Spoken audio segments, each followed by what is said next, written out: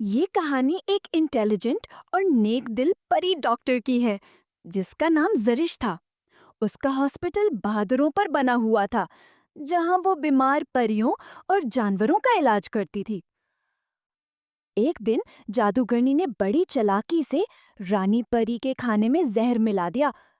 जो ही रानी परी ने जहरीला खाना खाया, फौरन फर्श पर गिर गईं। सब फेरीज ने मिलकर कोशिश की, लेकिन जादू का असर ना हुआ। सब फेरीज रानी परी को हॉस्पिटल ले आईं। डॉक्टर फेरी ने फौरन रानी परी का चेकअप किया और समझ गए कि इसका इलाज फूलों की फेरी के पास है। वो मुश्किल रास्तों से होते हुए मैजिकल सीढ़ियों तक पहुंचती है।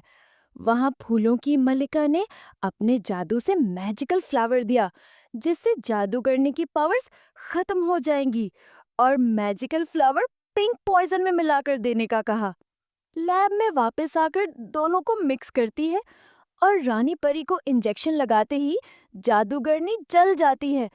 रानी परी आंखें खोलती हैं, सब परियां खुश होती हैं और डॉक्टर फेरी को थैंक यू कहती हैं। सबक: ताकत काफी नहीं, असल जादू इल्म और हुनर है।